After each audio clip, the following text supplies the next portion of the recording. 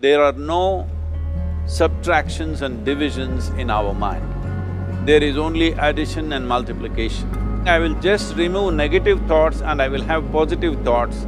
All the best, it's not going to work. It's just that you need to pay little attention as to how it functions. You will see there is a distinction between what is you and what you have gathered.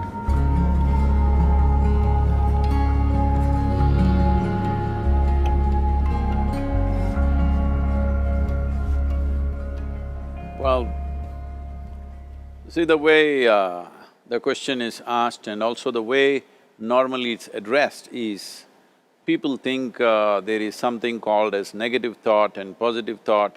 They want to remove the negative thoughts and have only positive thoughts. For such people, I would ask them to just experiment for 10-15 seconds. Let them forcefully remove one thought from their mind. For example, next 10 seconds, just don't think of a monkey. Try not to think of a monkey for next 10 seconds. You will see you will be full of monkeys. So what I'm saying is, this is the nature of your mind, because in this mind, all the three pedals are throttle. There is no brake, there is no clutch. Whatever you touch, it will only go faster. In this kind of mind, people have been taught from moral teachers and religious teachers, do not think about bad things. Well, since then it's been a full-time job. So there is no way you can handle the mind like this. This doesn't need any great enlightenment. If you spend 2 minutes with your eyes closed, you will realize you cannot do anything forcefully with this mind. So, I want to remove negative thoughts. Do not ever go in this direction, because what you want to remove will become your quality. Always you will be on it. So what should I do? The thing is this, without understanding the fundamental mechanism of this mind, because our mind, human mind, is the most sophisticated computer on the planet. Even all the supercomputers have come out of this. When this is the case, is it not important that we understand the mechanics of how it functions? One simplistic aspect of how it functions is, there are no subtractions and divisions in our mind. There is only addition and multiplication. If you try to do something with it, it will say one more. If you try hard, it will multiply into many more. In this mind, you don't try to identify what is positive, what is negative and try to remove it. First of all, one needs to understand, this mind of yours, this body of yours is supposed to serve you. The life that you are is important. Body and mind are vehicles that must serve us. If you sit in a vehicle, it must go where you want to go. If it goes to its own destination, what is the point of such a vehicle? It's just a nuisance. Right now, most human beings are unfortunately experiencing this fantastic possibility of human mind as a nuisance, as a troublesome thing. Well, this is the most beautiful thing you have. It's just that you need to pay little attention as to how it functions.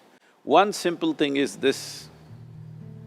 First and foremost process is, that's why we put out this process called Isha Kriya. This is to distance yourself from your physiological and psychological process. There is something called as you which exists. This is not a composite of all your thoughts and emotions and physiological processes. Beyond that, there is you. If you close your eyes, even if you cannot see anything, you're still there. It is through the window of your eyes that you're looking out, but if you close your eyes, it doesn't mean that you don't exist, you still exist. So beyond your thought, you still exist, beyond your emotion, you still exist. So that you, the life that you are, this has to come into your experience. Why is it that you're not allowing that to come into your experience, which is the most significant aspect of who you are? Who you are right now, the most significant aspect is, you and me are alive right now, this is it. What I'm thinking, what you're thinking is not the important thing. We are alive right now, that is the important thing. So, it is important that you focus on this fundamental sense of aliveness within you, and then you will see there is a natural distance between you and your thought process. Once there is a distance between your psychological process and your physiological process, this is the end of suffering. Because there are only two kinds of suffering that human beings go through, physical suffering and mental suffering. Once you create a little space between you and your mind, between you and your body, this is the end of suffering. This is something every human being has to experience and know, otherwise thinking I will just remove negative thoughts and I will have positive thoughts, all the best, it's not going to work 100%, it's not going to work because nobody can remove it, they can avoid it for some time. So when negative thoughts come, you say Ram Ram, Shiva Shiva, whatever you want, but this is just avoiding, it's not gone. The moment you stop that, it will pop back with great force, otherwise it'll come back in your dreams. So it's very important, first of all you need to understand your anger, your resentment, your fear, your anxieties, the negativity that you generate. Generally resentment, anger, it is always directed towards somebody. But we need to understand this is poisons that we are drinking and expecting somebody else to die. Fortunately, life doesn't work like that. If I drink poison, I die. If I drink poison, you don't die. So, we need to understand this. When I say poison, today you can have yourself chemically analyzed. Right now, what is your blood work, what it says?